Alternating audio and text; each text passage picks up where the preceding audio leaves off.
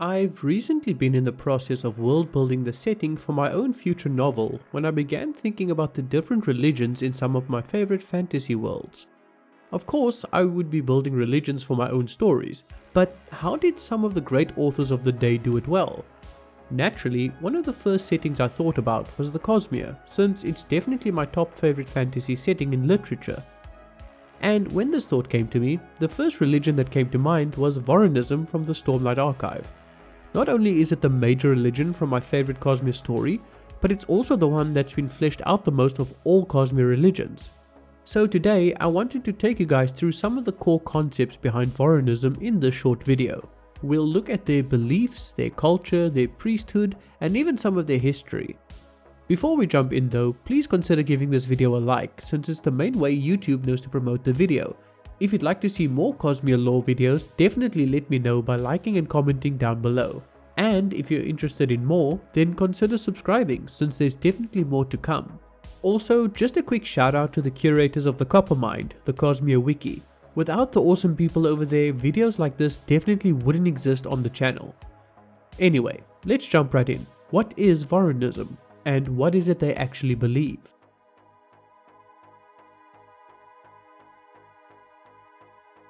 Vorinism is one of the primary religions of Roshar. It is most prevalent in Alethkar, Yar-Kaved, Kharbranz, New Natanan, and Thalena, collectively known as the Vorin Kingdoms, and becomes less common further west. The religion worships the Almighty, a deity based on the Shard of Honor, and the 10 Heralds. Vorin people believe in the Almighty, the force of good and creator of mankind. The glory of the Almighty is such that anyone looking upon him would immediately burn to ash, and therefore he is typically represented by the divine prism with 10 facets, one for each of the heralds. Each herald is an emissary of the Almighty, wielding potent magical powers, as well as the ability to respond to prayers and patronage over a specific part of human experience. The Vorin creation story places mankind's origins at the Tranquiline Halls, a paradise from which they were forced off by the Voidbringers, wicked creatures forged in damnation. The Voidbringers followed humanity to Roshar, trying to destroy it or force humanity off it and into damnation. Mankind, led by the heralds and their chosen knights, fought them off 99 times in what are known as the Desolations. Finally, in Arietium, the last desolation, the Voidbringers were defeated and cast back into the Tranquiline Halls. The heralds followed to force them out of this heaven as well. On Roshar, the Knights Radiant were left behind, although they ultimately betrayed mankind in the Day of Recreance. One explanation for the betrayal is that the Knights Radiant imitated great powers and pretended a holy calling using elaborate tricks, and once this was discovered, they fled. In terms of their moral code, all Vorins are expected to choose a calling, their greatest talent, and practice it until death. In the Alethi variety of Vorinism, fighting is considered the most important calling, as the Almighty depends on the Alethi to join the Herald's army in their afterlife and win back the Tranquiline Halls. Closely tied to the concept of a calling is glory. A glory is a particular attribute of the Almighty that one is supposed to emulate in the pursuit of their calling. One typically chooses their glory alongside their calling, as the two are supposed to work together. For example, the calling of a warrior and the glory of determination. Those who grow to be the very best at their calling are chosen to join the heralds in the fight to regain the Tranquiline Halls when they die. Their particular afterlife differs depending on the calling. Those who were the very best at farming become farmers for the heralds. Those who are the greatest at battle are chosen to fight beside the heralds, etc. Depending on what your calling was in life, you would receive powers in the afterlife. A farmer would be able to cause whole fields of crops to grow with a single gesture. A spearman could create thunder with his shield and lightning with his spear. The heraldic forces were believed to be the army of the heralds that fought the Voidbringers for the Tranquiline Halls in what was called the War for Heaven. It was said that the sound of a horn would call the heraldic forces to the field of battle. Joining the heraldic forces was considered to be the highest calling of men. Those who do not achieve their greatest potential are stuck in a dreamless sleep until the halls are reconquered, while those who do horrible things are cast into damnation. Symmetry is considered holy in Vorinism. Among others, glyphs are shaped symmetrically. Silver kingdoms have perfectly symmetrical names, and many people's names are close to symmetrical. However, people who have names that are actually symmetrical are looked down on as too holy and therefore blasphemous. Vorins pray through glyph wards, prayers written in glyphs, typically on a strip of paper, calling on the Almighty and sometimes one or more of the heralds. They are typically burned to carry the soul of the prayer to the Almighty. In higher classes of Alethkar, much of the religious observation falls to the priesthood, the Ardentia, rather than the Light Eyes themselves. The Ardents in the employ of a Light Eye are supposed to perform their required rituals for their master, so that the Light Eyes do not have to worry about the spiritual aspect of their lives.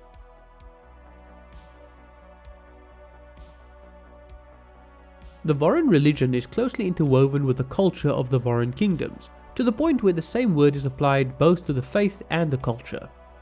Women are expected to completely cover their left hand, called safe hand in Vorin vernacular, from the age of roughly 11 or 12, as it is generally considered obscene. They are, however, permitted to learn how to read and write, and expected to manage a household and business. Feminine arts include painting, reading, writing, and music. More confrontational positions such as politics and military are considered masculine. However, men are forbidden, or at least discouraged, from learning the alphabet. Additionally, Vorinism differentiates between sweet feminine foods and spicy masculine foods. Those divisions between genders do not apply to Ardents, who are considered genderless from a cultural standpoint and thus permitted to engage in both feminine and masculine activities. In addition, the Vorin religion justifies the cultural divide between the Light Eyes and the Dark Eyes, with the former being considered closer to the Almighty and thus more holy, giving them the power over the dark-eyed masses. Vorins are sometimes purposefully named after the heralds, for example Shallan for Shalash, or Kaladin for Kalak. Apart from the cultural and religious aspect, Vorinism has an impact on the legal system, as the teachings of heralds demand implementations of certain laws. Many of these laws, however, have different restrictions based on the individual's rank on the Nan or Dan caste system. Nan is the caste system for Dark Eyes. Its counterpart for Light Eyes is the Dan system. Since Dark Eyes are the commoners in the Vorin kingdoms, the Nan system is inferior to the Dan system, and holding any level of Nan would be socially inferior to the lowest level of Dan. As an example of a Vorin law based on the Nan system, the right of travel allows every Vorin citizen of 6th Nan or higher to freely travel between various Vorin lands. The vast majority of Dark Eyes have this right. Lacking it ties a person to the land they were born in, and usually means that something has gone very badly for their ancestors. However, joining the military automatically forfeits the right of travel for the duration of service. The right of travel is derived from the herald's teaching that all borders should be open. More specifically, it was established by Nael as a way to protect the weak from the abuses of power. It also serves as a form of addressing the power imbalance between Light Eyes and Dark Eyes, as most Dark Eyes are able to leave the land that is poorly managed. Most people in Vorin kingdoms have the right to learn, and can be taught a profession in almost any temple of the Almighty. Larger Vorin temples have at least one Ardent who is an expert in any given art or trade, and they provide training to anyone who's interested, regardless of eye color. The right of challenge allows a distinguished light-eyed warrior to demand justice through combat from the one who wronged him. Though the right is almost never used in modern day, it can still be exercised and is well known among the Light Eyes. This right, however, does not extend to Dark Eyes, and a Dark Eye attempting to call on it can be punished with execution. As you can see, the Light-Eyed and Dark-Eyed caste system plays a heavy role in the social and legal aspect of Vorin nations.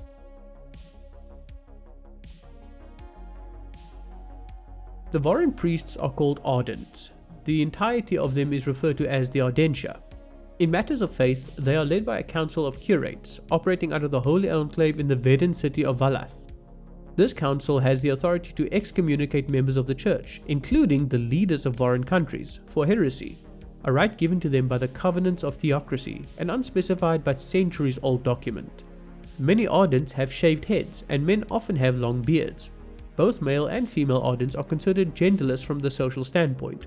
Women do not need to cover their safe hand, while men are allowed to learn to read and write, and both can eat both sweet and spicy foods. This being said, while they are technically allowed to pursue both masculine and feminine arts, they are often pushed to follow their gender. Ardents are, technically, slaves to the light-eyed nobles of Vorin countries, with some serving specific households, while others are beholden to the national ruler. They can neither hold land nor property. Like Parshmen and other slaves, they are not paid for their work, but they are highly respected, even by the people above them in the social hierarchy. Ardents are forbidden from participating in politics or holding social offices. However, their word and opinions are still highly valued, and they hold authority in spiritual matters.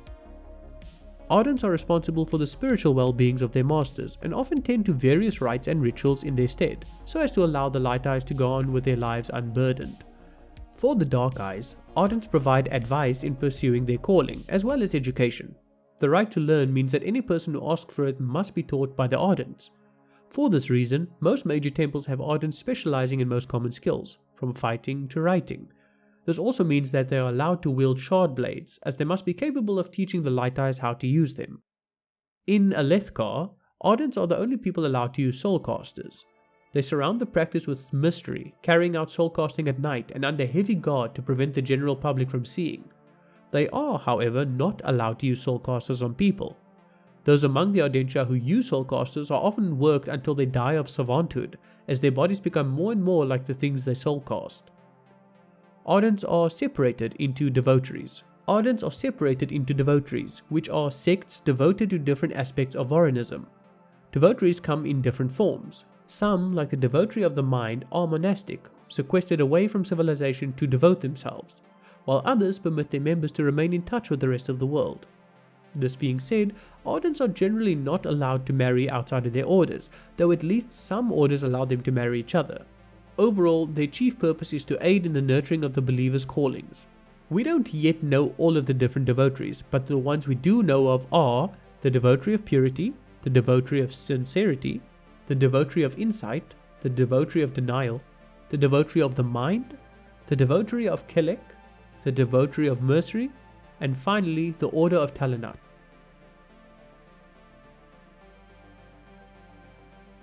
Back in the early days of the religion, now called Old Vorinism, the Knights Radiant were an important part of the faith, and the first ideal was a religious doctrine. The primary tenet of the faith, as far as can be ascertained, was that how one lived was far more important than what one had accomplished. Religion permeated every aspect of life, allowing the Ardents to own land and property. Following the Recreants, their attitude towards the Knight Radiant changed drastically, with them being seen as traitors rather than heroes. The focus shifted from the first ideal to other texts, leading to the gender divide among the Vorins that exists until modern day. The Light Eyes Dark Eyes divide likely began during the same time, with Pale Eyes becoming the symbol of the Almighty's favour, despite their previous association with Radiance. As time went on, Ardents took over more and more segments of society, claiming divine mandate to rule. Ultimately, this led to priesthood holding near absolute power over large swaths of land and populace as they sought to bring Vorinism to the whole of Roshar. The hierocracy, as it would come to be called, saw the Ardentia go to great lengths to control its subjects through access of information. The priesthood claimed to have the sole authority to interpret the Holy Scriptures and the will of the Almighty. The commoners were to follow them blindly as they were told what their callings were and what their God had planned for them. Knowledge of the Knights Radiant was heavily censored, and what remained was altered and mythologized to fit the doctrine. Yet, even as surge binding was discredited and deemed to be mere trickery, Ardents themselves claimed to be able to predict the future through visions and prophecies. As with many empires, the hierocracy's greatest weakness was its sheer size. It grew larger with time, but so did the fractures within, and those fractures allowed Alethi warlord Sadiz, later called the Sunmaker, to make war on it. The resulting conflict, known as the War of Loss, saw the Ardentia fractured into devotaries, and the Ardents themselves stripped of much of their power. No longer were they allowed to hold land or property. No longer were they even free men. Rather, they became slaves to Light Eyes. Moreover, as Sadiz conquered their strongholds, he interrogated them and their correspondence, and claimed to have learned that the so-called visions were little more than fabrications made to keep the people in check. This marked yet another shift in Vorin doctrine. Now, prophecy was an evil thing of the Voidbringers, and to pursue it was heresy. Yet more changes were made to free the church from the Ardentia's grip. Rather than holding ultimate authority, they became merely advisors, and each man and woman was supposed to find the faith's meaning for themselves. Though Sadiz's war of conquest stretched as far west as Azir, Vorinism did not find foothold there. On the other hand, the states formerly under hierocracy, now known as the Vorin Kingdoms, retained the faith to this day. Despite the Ardentia having few privileges remaining from the days of hierocracy, their social status has been slowly climbing back up over the past decades. The curates retain their right to excommunicate members of the church without consulting any political authority. and though they are forbidden from amassing wealth, some of it still finds its way into their hands. In addition, Ardents are increasingly often used as yet another political tool by the Light Eyes. Only time will tell if the Ardentia will once again ascend to their prior heights of power and influence. Thank you very much for watching. I sincerely appreciate all your time and attention. If you enjoyed the video, please consider leaving a like, since that's one of the biggest metrics that YouTube looks at when recommending it. And if you'd like to see more, please hit that subscribe button so that you can be notified of future videos. Take care, and we'll talk again very soon.